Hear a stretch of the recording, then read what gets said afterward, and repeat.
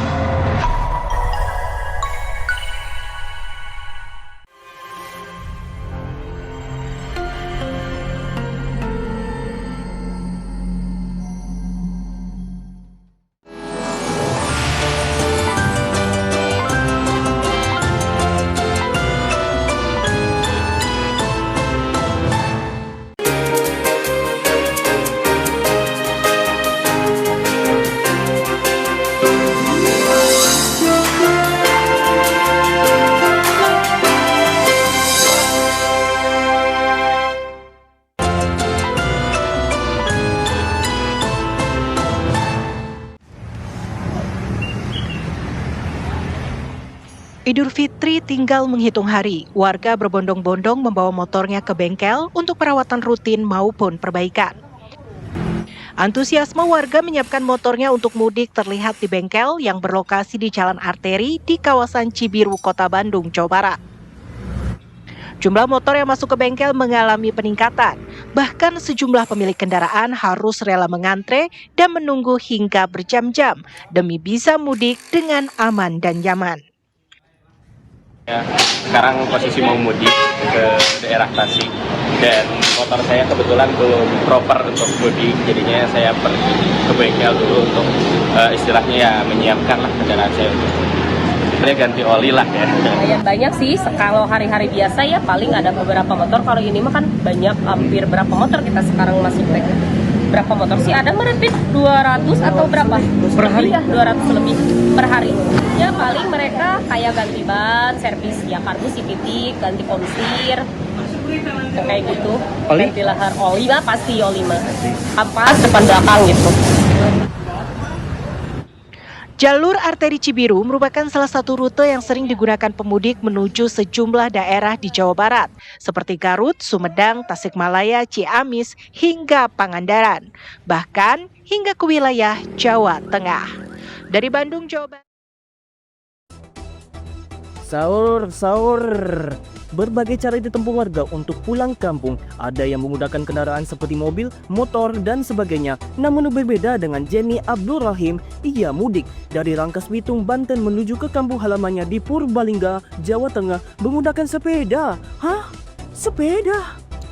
Wow, apa saja kebutuhan yang diperlukan selama perjalanan menggunakan sepeda? Kita akan melihat sajian takjil untuk berbuka puasa di Masjid Al-Akbar Kemayoran, Jakarta. Yang unik dari takjil yang dijual di sini adalah ada takjil internasional. Ya benar, ada takjil internasional yang seperti churros dan pancake.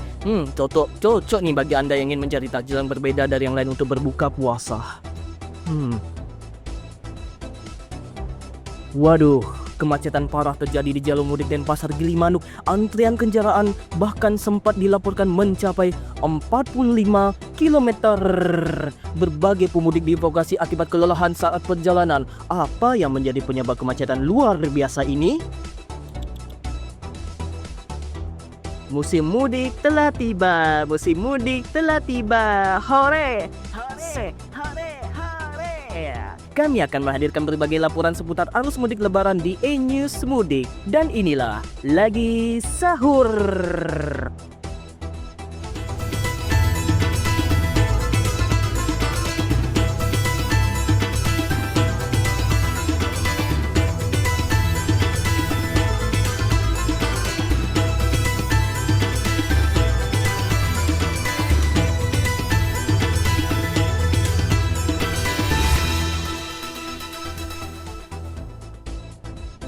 Assalamualaikum warahmatullahi wabarakatuh. Selamat pagi pemirsa, semoga puasanya lancar.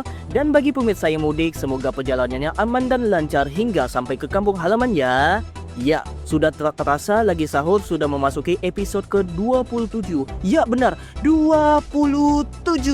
Artinya sudah 27 hari kita menjalani ibadah puasa Ramadan 1447 Hijriah. Semoga kita semua dapat menjalankan ibadah puasa hingga hari terakhir puasa ya. Ya, saya Muhammad Adiansyah. Kita langsung saja kita mulai. Inilah Lagi Sahur, sahur, sahur selengkapnya.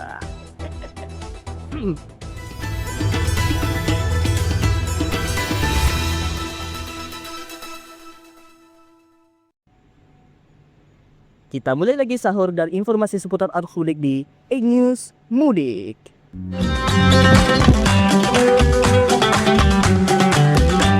Acara ini didukung oleh pemirsa, memasuki hari kelima lebaran, arus mudik di sejumlah titik transportasi mulai mengalami peningkatan. Lonjakan penumpang terlihat di Terminal Kampung Rambutan, Jakarta Timur. Sementara kepadatan kendaraan juga terpantau di Gerbang Tol Cikampek Utara atau Cikatama.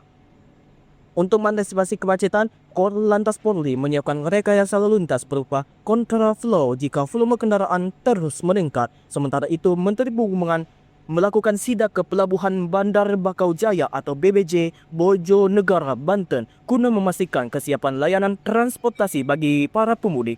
Pemerintah dan petugas di lapangan terus berupaya menjaga kelancaran arus mudik agar perjalanan masyarakat menuju kampung halaman berlangsung aman dan nyaman.